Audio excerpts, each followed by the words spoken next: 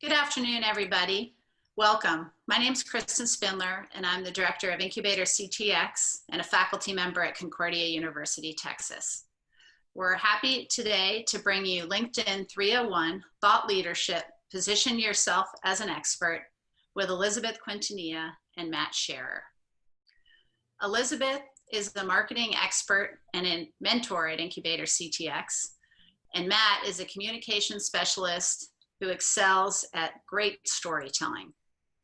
If you missed them last month, they were with us for LinkedIn 201, which was about generating leads. And today we're going to take a little bit of a deeper dive to talk about thought leadership. So the format for today is about 45 minutes as Elizabeth and Matt take us through their presentation. We'll leave 15 minutes at the end for a question and answer. I'm sure most of you are used to Zoom by this point, but if you have questions, please put it in the chat. Hannah and I will be monitoring the chat for questions. If the question is pertinent to what Matt and Elizabeth are talking about at the moment, we'll go ahead and answer it live. Otherwise, we'll leave it for the end, the last 15 minutes. So thanks again for joining us, everyone, and let's give a virtual welcome to Elizabeth and Matt. Take it away. Good afternoon, and thanks for sharing your lunch hour with us here in Concordia University and IncubatorCTX. It, I think, is the best incubator and co-working space that I'm looking forward to returning once we're allowed to go back to work. And Liz, I want to come up to Austin, when we're allowed to do so and visit this great facility as well. I've heard nothing but great things about it. So I'm excited to learn more about what Concordia is doing to help people build their businesses. Yeah, well, especially we should also do a slight plug here at the beginning and say, you got to listen to what Concordia is doing in the public health space. And I am very proud they're training ventilator nurses in Austin, Texas. I applaud. That's wonderful. Yeah. So anyway, so welcome to today's presentation. I will move to the first slide. Would you like to read the quote at the top? You mean the one that says, if your actions inspire others to dream more, learn more, do more, and become more, you are a leader? I love that. That's a great quote. I think a lot of people are afraid to kind of, inspire others and to dream more, but I think this is a wonderful way to do that. And I think this forum that we have today will help you with some of those very key elements that we just talked about. Yeah, and thought leadership is really about trust. And before you ever buy from someone, you have to know them, you've got to like them, and you have to trust them. So trust is a very important thing. And thought leadership is basically what I consider part of your marketing activities to build trust. What do you think? I think that a lot of people don't understand the trust aspect of LinkedIn. And basically what they mean by that is that you just can't send a message asking me about my health and say, hey, and by the way, I'd like to sell you this, $1,000 worth of goods and services without, some kind of relationship built as well. Yeah, I'm not about to go ahead and create a will or, switch my IRA provider just because you're inquiring if I'm healthy, if I don't know you first. And I know that LinkedIn has all these wonderful ways to help you, become a better communicator. But sometimes I think the big thing that most people don't really consider is the trust factor. Yeah. And so thought leadership is about showing and sharing your passions, sharing what you're an expert in, and helping build trust, because the more you talk about it and the more you sound sincere and intelligent about the subject, that's the trust. And the other thing I think we're going to talk about today is not so much that I see so many LinkedIn profiles which are promotional in nature, but they're not educational. They're not helping me. Okay. So skip. I skip those. And when I see something that really helps me, then I want to share it. I want to comment on it. But I think most people still don't understand the fact that you got to build trust through education and not promotional efforts. And in my case, I'm a little zany unicorn, and so I like doing edutainment. So, which I get, and that's what I love about working with you. But and I don't want to sound like the old curmudgeon, but it's just like there's got to be a thought in the purpose of why I'm going to connect, which we'll talk about in a little bit. Right, but you can find your authentic voice and connect that way. Yeah, that is so true. Take it away. This is your tip.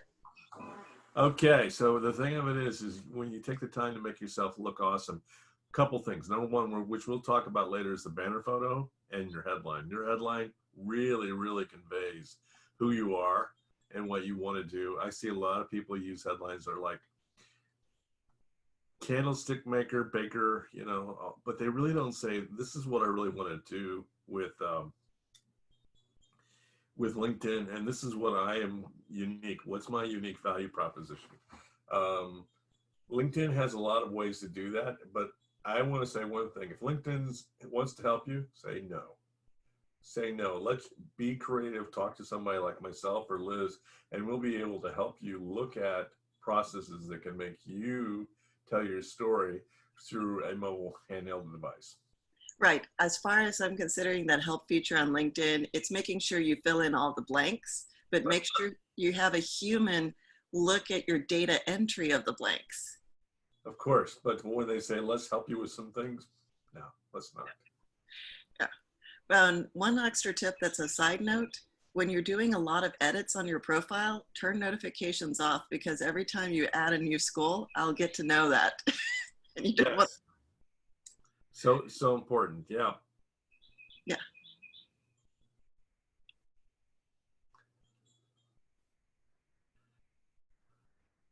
We can't iterate this enough. Yeah.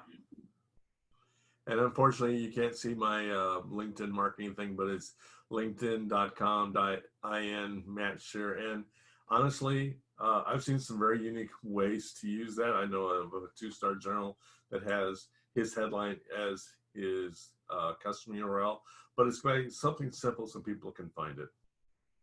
Right. I got lucky and got on there with my whole first and last name because I got onto the platform early. But a little to be known, I actually share my name with a Miss El Salvador. So I got on LinkedIn before she did. You mean you didn't win Miss El Salvador as a beauty contest? No, I never actually have ever been to El Salvador. But, you know, it's one of those things where, you know, make sure that you pick something that's your name and can be memorable. Exactly. And sometimes if you have a name like Smith, Bob Smith, you can put something else there like Bob Smith, builder, or Bob Smith, public relations, or something like that. That kind of distinguishes yourself. Yeah. But can you explain maybe why you chose Lighthouse Keeper? And yeah. Good question. Good question. So was talking to a friend of mine who's an author, and he says, you know, Matt, you are a lighthouse keeper. You put things out for people to see, you know, you convey their messages in a fog of information. We're all loaded down with information. So as a lighthouse keeper, you help your clients focus their message on their target audience. And Liz, what is a gunslinger? I keep thinking of you like you're wearing chaps and you've got, you know, 2 6 guns. What exactly is that? Well, the thing is, there's so many different marketing activities that help you generate leads. And just like in the Wild West, if you're a sharpshooter, you choose one gun. If you're doing one type of marketing activity, you choose SEO PPC. That's a different than creating content and copy that's heartfelt and emotional appealing. So in cause marketing, that's different. You choose a different type of thing. And so I try to get an attention grabbing thing that was available. First off, Marketing Gunslingers was actually not taken as a .com. And I was going, I am living in Texas and I'm going to have fun with this. Derek asked the question, I just saw that, and we're going to talk about that, Derek. He asked, how do you create the right photo? And you are in the right webinar, my friend, and we will address that in just a few minutes. Okay. So we sort of spoke of this a little bit, but do you have any extra things for the headline? I think that the headline, you know, what I want to talk about is with the headline is there's a way to get an extra title. So in my case, I put a title up there by putting my first and last name in the first name category. Then I put my title, Lighthouse Keeper, in the last name category. And then the headline kind of completes the picture, because guess what, folks? Most of the time when you're looking at a person for the first time, you're doing on one of these devices. And so it's important that you really nail that piece of the information so people clearly understand what you want to do. Exactly. And I'm choosing keyword stuffing, which is not the best thing for SEO on a website, but for somebody who doesn't have enough creativity to connect the dots of marketing gunslingers, I just make it clear. I'm available as a contractor, and I do demand generations and more types of growth hacking type activities. You know, Liz, when we do this again, and we didn't address it this time, there is a good place to put all that at the bottom of your about section. So when we talk again, I want to show you that. Okay. Okay, definitely. We'll have to have a 401 class. A 401 class. Let's do that. Yes, we'll talk about 401. Okay, so this is in questions that Derek asked about the desktop and a mobile banner. Okay. The problem is that lots of times a banner will look really, really good on a desktop application, but when they go to the mobile platform, it doesn't look as nice. And so you've got to work through these things that we're just going to show you, I think, in the next slide, about the 5 rows down and the 7 rows across. Once you master that, then you can actually put a photo that really conveys what you want to do. And this is an example of my good friend Bob Labruta. Notice how he takes the top and puts a headline there, and he puts another headline there. So he's getting more headlines, you know, in the process of building a banner. I am amazed. You know, if I had $25 for every time I saw somebody from Austin that had a skyline, the famous Town Lake picture, or from San Antonio where you see the Alamo or something like that, well, you know, we would have a lot of money, and we could go, where would we go with all the money we'd get from people using the geographic banner shot? Where would you want to go, Liz? You know what? I want to do a round the world trip. Let's just keep on buying one-way tickets and go all the way around the world and see all of the, you know, wonders of the world. That's exactly on our sailboat, right? Well, sailboat, plane, everything, you know. Yeah, exactly. Yeah, so, that's that's one of the common things. Well, I live here. Let me put a banner photo of my background. It's like, okay, that tells people where you live, but is that really what you want people to know? Exactly. Okay, so now this is the information, and if you have questions, basically there are 5 rows down, and there are 3 rows, there's 7 rows across. But if you're putting together a banner photo, you have to understand that those 4 columns from the top, you know, no, let me say it again. You have 4 columns on the bottom, and then you have 7 columns. So if you look at that from that perspective, and if you'd like to, you can reach out to me and I'll be glad to send you this. You're only really going to be able to put something that works in both the mobile and the desktop platform with the 7 columns across and the 5 rows. So Derek was asking a question about his banner shot, and that's what I would do that. Now here's another question. Do I get in trouble if I borrow someone else's pic? Someone else's pic, is that like a personal pic, Derek, or is it a picture of somebody that's in the public domain or not in the public domain? So that's a loaded question. Let me say this. If it's a picture that is in the public domain, I would definitely put, you know, courtesy of such and such. I would ask for permission to use that, because you don't want somebody calling you and say, hey, you know, that picture, I didn't authorize you to use that. So you kind of have to be careful with the with how you use that, but there are ways to work around that. Right, there's a Google search, and you can make sure that you can use for all purposes, including commercial.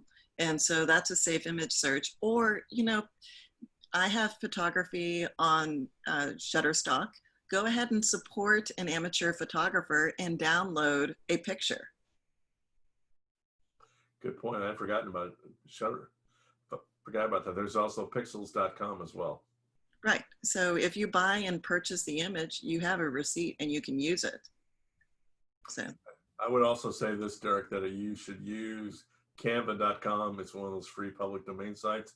And again, if you use this guide, you'll create a LinkedIn picture, which would be 1584 across by 396 down.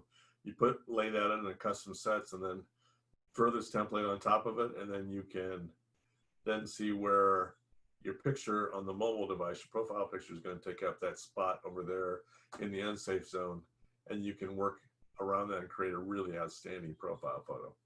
Absolutely. And canva.com is a absolute must.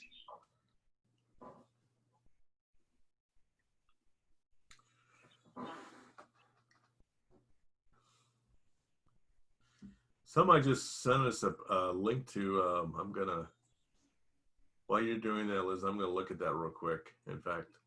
Okay, should I go back to the prior slide? No, just keep going, I'm looking at.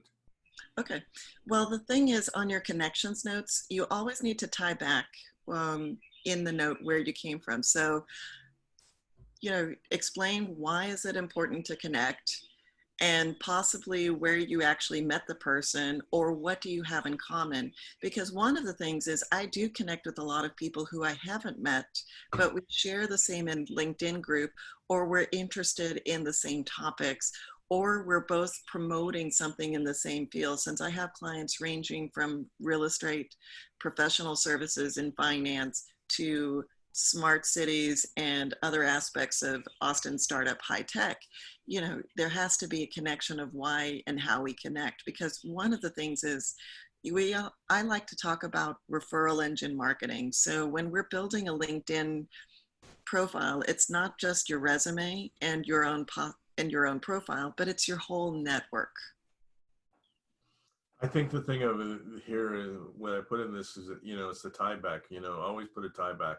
Hey, this is what I'm interested in. This, I see you do this, or I'm interested in that. Whenever you use a tie back in the connection note, you're going to get a better success, and people are not just going to click, I don't know you, I don't know you. My favorite of the connection notes that I get, and again, at, let's say, $50 for every time I stumbled across your profile. Oh, really? Was I in the way? I mean, that does not endear me that I want to connect with you, okay? You want to say, hey, man, I see that you do this. I'm interested in learning more about this. Would you mind connecting? Of course. But, hey, you know, I stumbled across your profile. Not going to happen. Click into the dumpster you go with that request. Yeah. At least be more authentic. I saw your profile on another person's profile and you looked interesting. Yeah. But, you know, the other thing now, if I was to say, Liz, you know, said I should connect with you, and here's why, then I'd be more apt to want to connect with you. Okay. Right. So referrals from other people are always good. And if you want to meet somebody, you can ask that person. Maybe you know that person very well. Hey, Liz, can you connect me to Kristen, because I'm interested in doing, you know, talking to her about something I can do to help her. Right. I make it a point to collect recruiters as part of my LinkedIn network, and I see no reason not to connect with recruiters, even though I'm not actively looking for a job. There are people who are in my network. And so by being a second degree connection to any recruiter, I'm always a source of helpfulness. And the recruiters also know they can look through my profile and ask me questions about that person. I like how you think about that. Sometimes I'm not so as willing to connect with recruiters, but you made me change my mind about that a little bit today. So thank you. Hey, you're welcome. One of the things that I like doing is LinkedIn doesn't have to take up that much time. In fact, one of those things to become more efficient and better at my actual job in providing services is making sure that I govern how much time I spend on each of the social media networks. And one of the things is you can comment and like something, but just don't like the puppies or the pretty picture. LinkedIn is not Facebook. However, I can share and like and provide something where, you know, that was a very insightful piece. What stood out for me was blah, blah, blah.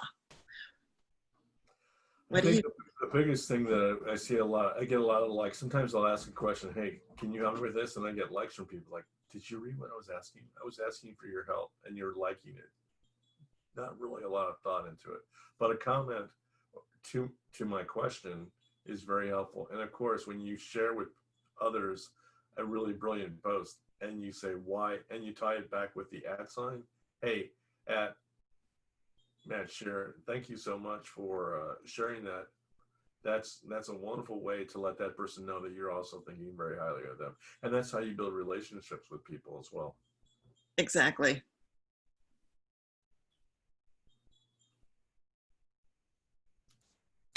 Okay, 3 tags per post. I see a lot of people that post and they'll put every hashtag under the sun. And one of my colleagues who has done the research says LinkedIn only really likes you to have 3. They'll turn it off. They'll give a lower ranking to your post with a zillion hashtags. So just 3 hashtags. And they should be strategic to the message that you're trying to promote with people. Yeah, I'm not always the best at it, and I'm pointing at me for being guilty because sometimes I use a lot of social media scheduling tools, and having more hashtags on Twitter if you have the space, but then you're doing a shorter message, or you're pooping on Instagram. You can poop as much as you like with the hashtags on Instagram, but what you should do instead of just a massive upload with a spreadsheet and scheduling tools, Yeah. is, yeah, customize the message once it's been scheduled to each network. Yes, and you shouldn't use the same message for each network either. It's got to customize it because Twitter is much different than LinkedIn and Facebook. Yes. Facebook is where you find the cute puppy photos. Oh, I put a ton of cute puppy photos on Facebook.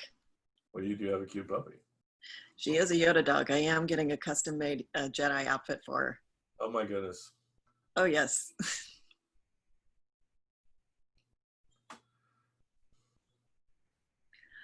Really, I tell people all the time, it's impossible on a social network for everybody to know everything about you. And also, this is LinkedIn, not Facebook. So focus on your themes for for both networks, actually. But this is your professional network, and only focus on maybe 2 to 3 topics. What are the 2 or 3 topics that you focus in on, Liz? Generally speaking, it's marketing, and also and different parts within marketing. And then I save one of those themes for whatever a client I'm promoting at the time that needs more. So for instance, I talk a little more about cybersecurity and technology, since I have clients right now in the smart building space and in the cybersecurity market. But when I shift clients, I talked a little bit more about IRAs, but I did the tie back into marketing. So in other words, you're not like doing 10 to 15 different posts on different topics. You're just focusing on 2 or 3 topics at a time. It's not that you can't change, but you're trying to keep it consistent with those messages. Is that what you're saying? Yes, absolutely. That's brilliant. Yeah, and occasionally I may go ahead because I'm excited to go ahead and share the 3:33 p.m., first man launch. That'd be cool, won't it? Yeah, but I'm going to share that on Facebook, not necessarily LinkedIn. I'll like NASA and I'll like SpaceX post today, but I'm going to definitely share that post more on my themes for Facebook. And that's something a lot of people that I see on Facebook, they don't always understand. They think the jokes still belong on LinkedIn. No, please. And there's a nice little button that says hide this post. And sometimes after I've hidden that person's post 2 or 3 times, I say, stop following this person. Okay, so Roy Sabetti said, how do you choose different themes for different platforms? Can I answer that question? Go ahead. Okay. I look at Facebook as my personal page. This is where I share pictures of my children. I tend to avoid the political stuff on Facebook. I have a lot of friends that don't always agree with me on my politics. Twitter is where I do express my political thoughts and correspond with people about politics. And LinkedIn, never ever will I put anything on politics on LinkedIn. I'd like to, but I just want to keep my brand consistent with the idea that I'm working on helping people to improve their LinkedIn output. So that's how I look at the branding opportunities for those 3 major networks. Yeah, and I'm going to do a hand slap for myself because I already made that mistake earlier on, about 10 years ago, right around the Lady Gaga meat dress experience. Yeah. Because I was I was an ambassador, and it was part of an ambassador program, and they made it so that if you wanted discounts and other associations with that, you basically had to basically talk about whatever they were saying in the initiatives. And then I realized I was losing business. And I'm going, I don't even care or agree with what they wanted me to promote. So obviously I stepped off the ambassador program and I did a public apology note on Facebook saying, you know what, I will never speak on this again. And I've kept my word, and people see that. And the thing is, you know, you get to be known for. So do you want to be known as a divisive person? Because you generally pick, right? or a builder. Couldn't agree more with you. And I think that's one of the things that a lot of people don't understand is there's a place and purpose for everything. And I am a very charismatic Catholic, but I would never put anything about my faith on any social media channel. That's between me and my closest friends. I think that's hard for some people. And I see sometimes where the Lord has invaded LinkedIn, and it's like the Lord needs to go back to Facebook or to church. Well, I couldn't agree with you more, but even on Facebook for Easter, I shared a baby Yoda picture to be more inclusive and say, may the peace be with you. And that was funny. Yes, but all my friends who are not Christian appreciated that message, and then they got it. Yeah. Exactly. It was just a simple play on words, but it helped. The humor is one of my themes on Facebook. I'm a little less humorous, but I look at Facebook as the humanizing part because people, yeah, and LinkedIn is the professional part where you see my cranial noodle working analytically. Couldn't agree more. Okay. Do we have any questions? You're monitoring the questions right now. I'm looking at the questions, and guys, there's been a couple of questions about the banner photo. So when we get to the end of this presentation, if I could have a screen, I'm going to show you a couple of thoughts on how to do that, and we can work on that after we do the rest of these slides. And thank you for these excellent questions, by the way. Okay, now recommendations and attribution. I can say that I am, you know, the best at certain things, but it doesn't have the context of coming from somebody else. So here is an example, somebody that wrote in his experience section where he had attribution. Notice what it says: my supervisors say that I am innovative, visionary, persistent, and dedicated to process improvement and objective completion. He would also say, you know, all these lovely terms. If my friend Gil would say, I'm an analytical, adaptive, and flexible changing environments, you might believe that. But if you hear it from people that are his boss saying that, and you actually see that in the recommendation that somebody gives you, then you're more apt to believe that. So you may be Superman, but unless you're getting an attribute, you know, some sort of attribution from Jimmy Olsen or something like that, it doesn't have the context or the believability. Hey, remember, you're now an Amazon product page.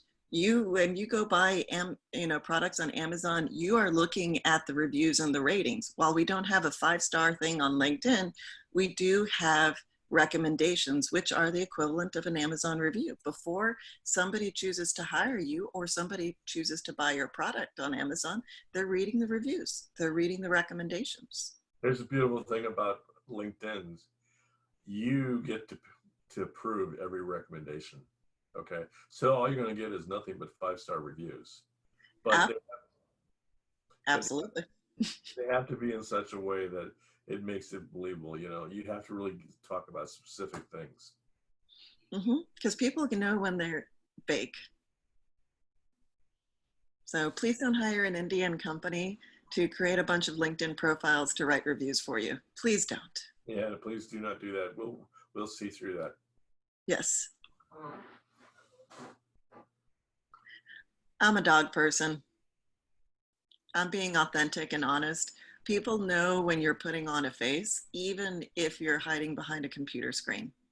So I know that I don't wear makeup and that I tend to be, you know, very heart and warm in my content and copy. So if you're looking at something, this is who I am, so I'm writing like this. If you're a different type of person, if you're a different type of coder, you know, maybe put some content and copy about your coding skills. and maybe a little hello world, you know. What do you think? I think being authentic and being you is something that takes time to find your brand, to find your voice, and then it's always evolving. You know, if you saw my LinkedIn profile 10 years ago, you would not have seen the Lighthouse Keeper, and you wouldn't even see the evolution of the Lighthouse Keeper. It's like, it's evolving. You know, you're always evolving, and when you evolve with purpose, people will see that and say, "Oh, Matt's authentic." I know you're authentic, Liz. So it's, you know, Oh, yeah. but social media kind of gives you the sense of who you really are. Right. I actually started off as business detective. And so I was competing with private eyes, and I'm going, no, I have to change this. I had to be a little more direct. I'm in marketing and lead generation. So I had to change it so that that association became well understood.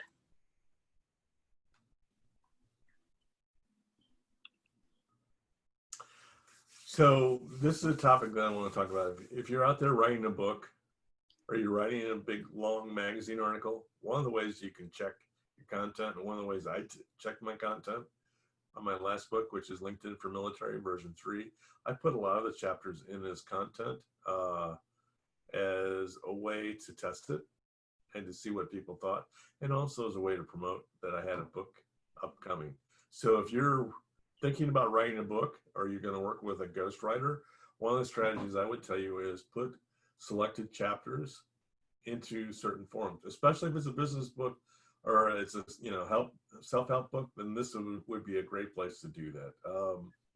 My favorite person is David Meerman Scott, who wrote a lot of his books, and he would use it as a test site, along with another good friend of mine, Mark Schaefer, who also is a New York Times bestselling author. Both of them test their material on LinkedIn.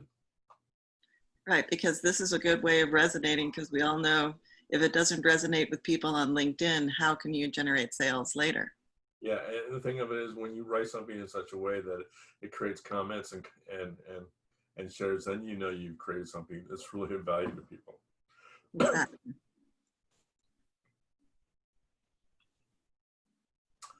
Yeah.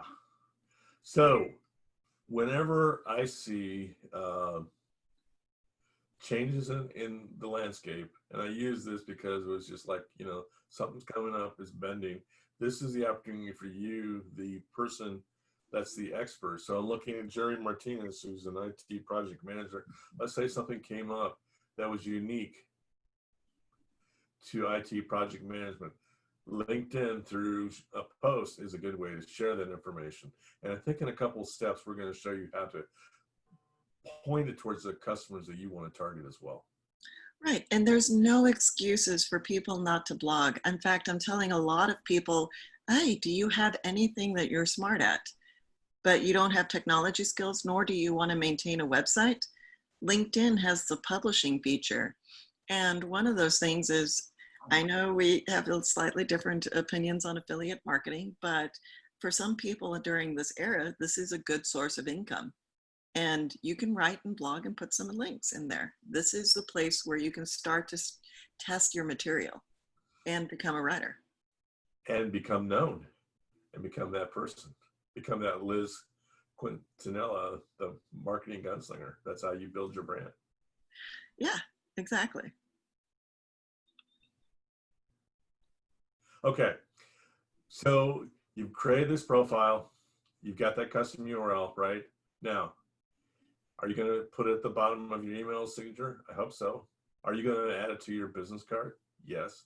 If you're doing a presentation to people, are you going to put that at the end of your presentation? These are all three things that people should do to brand their LinkedIn profile so they can add more people to their connections list. Okay. Yeah, and if you have a newsletter that you're putting out there as a personal one, you should put it out there in there. If you have any other website properties, you should go ahead and do that. And in fact, I told one woman I was speaking with yesterday, and I don't know if she made it to this presentation or not, but she is going to probably be doing a job hunt soon.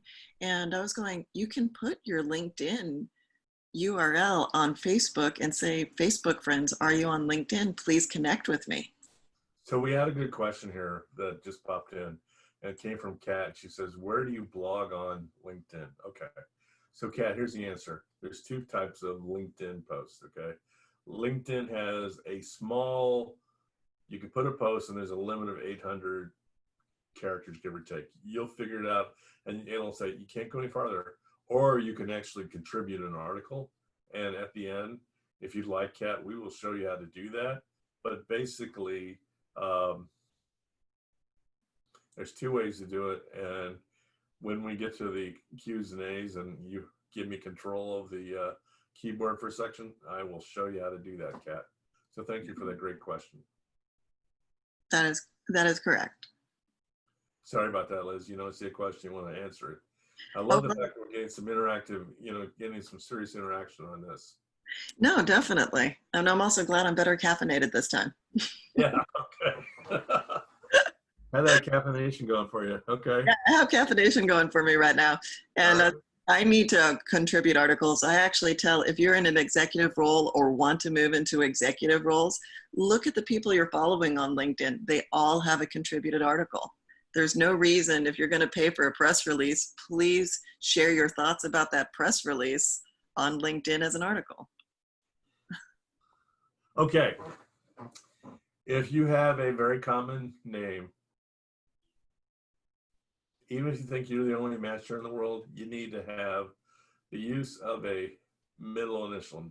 Now, in my case, my given name is David Matthew. My mother named me after Davy Crockett I was born in 1955, year that movie came out. So therefore, she thought David was the way, but she also wanted to name me Matt. So I grew up in grade school being called Matt because I went to a nice Catholic school. But my preferred name is Matt Shearer. So what I've done is I put my first name with just the initial D dot Matt Shearer. And that does a couple things for me. One, I can tell you, look for me at D dot Matt Shearer if you want to connect with me. But a hidden value is when I get the Dear D, would you like more life insurance? Dear so-and-so. No, I would not, but thank you for asking. But that middle initial, if you've got a really common name like Bob Jones or Mike Garcia, you need to think about the use of the middle initial. Unless you've got a really great name like Elizabeth Quintanilla, which there aren't a lot of Elizabeth Quintanillas except for the lady that's Miss El Salvador. Yes, yeah. Of course. Not a lot of them out there. There's not a lot of them, but the funny thing is you were talking about all those form fields. So I can tell because I just do a lowercase EQ for all those form fields. Like, oh, dear EQ or hi EQ. It's like, yeah. I'm not interested in those thigh-high boots. Thank you that follow me all over the internet. That's how I know, right? Sometimes I add an extra T in certain things. I get dear Matt. Exactly. Right. Yeah, we both know about marketing automation, so you know, yeah. Okay.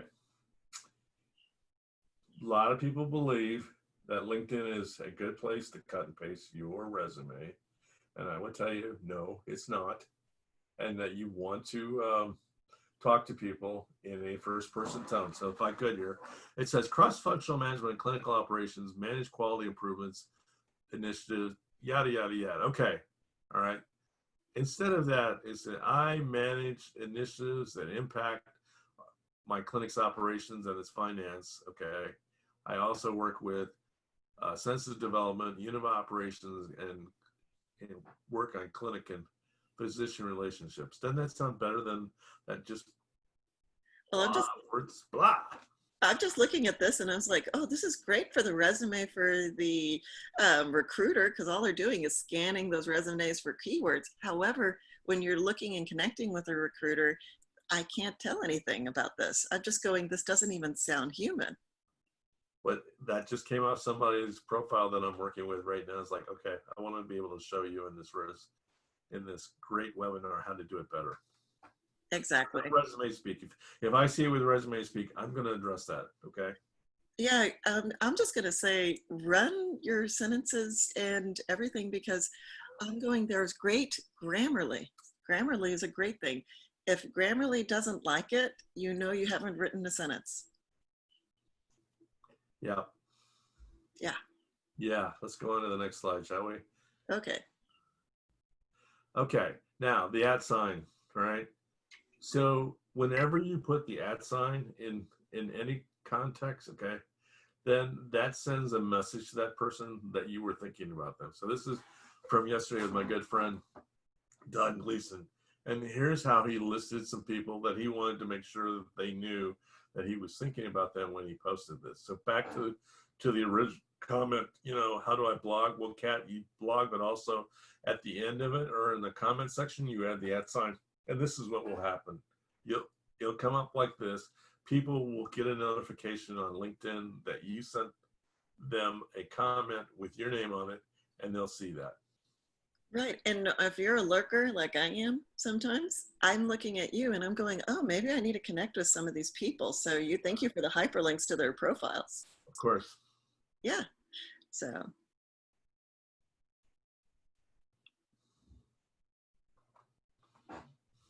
I've been doing more experimentation on Facebook video, mostly because I feel like that's a little bit more forgiving platform.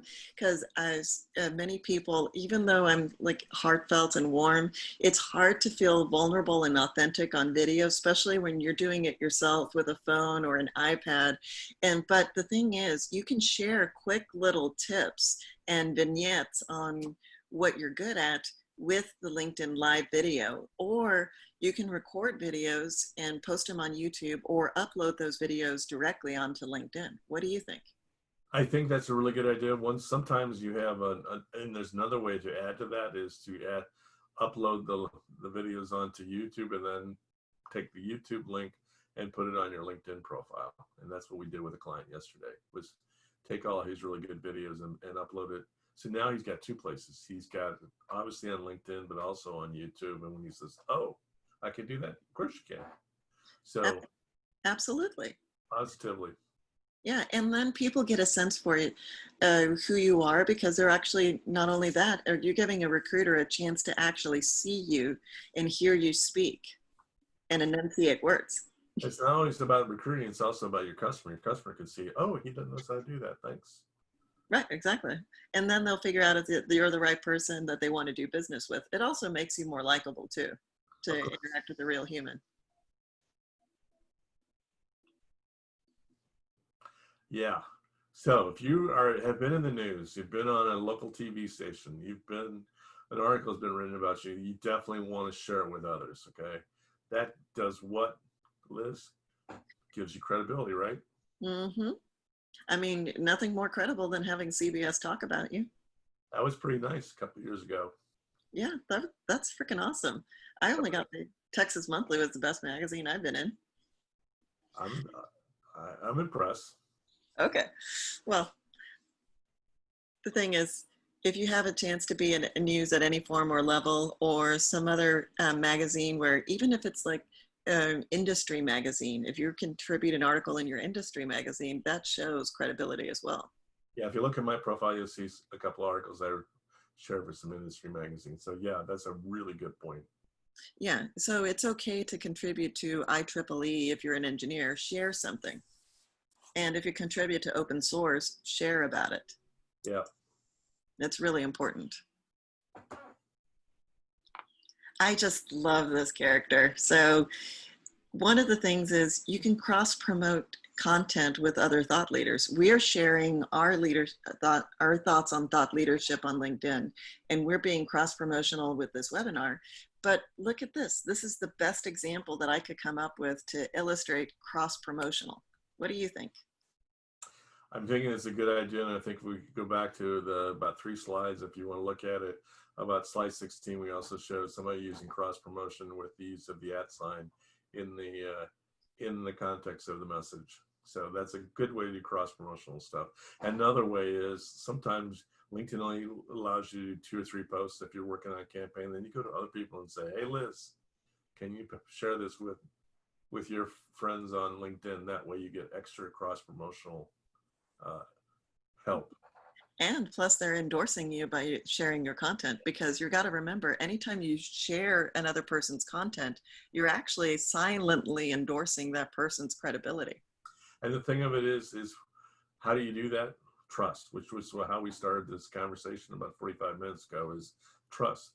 Build it with trust, And then, you know, when they ask you to help, be as helpful with them as you would be with them. Right. And if you can't do it, you know somebody else that does. So for instance, That's exactly right. yeah, I know several PPC experts, and if it's only a PPC campaign, I'm going to endorse and say, here are 3 people, call the person that you like working best with. Fantastic. Yeah.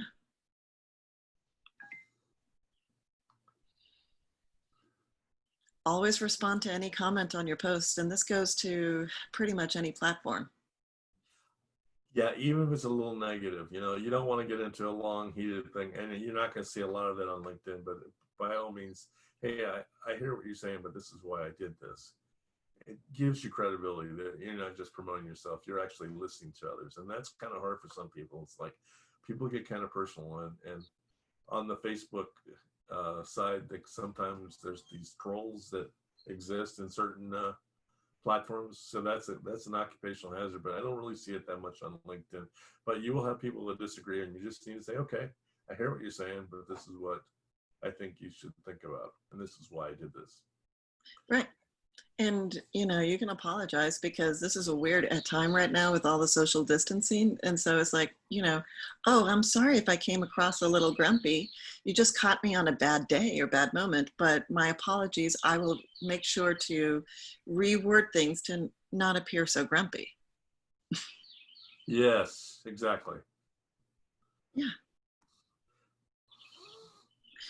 Great. Well, Elizabeth and Matt, thanks so much for going through the 20 tips. That was really great. And appreciate you also jumping in to answer some of the questions live.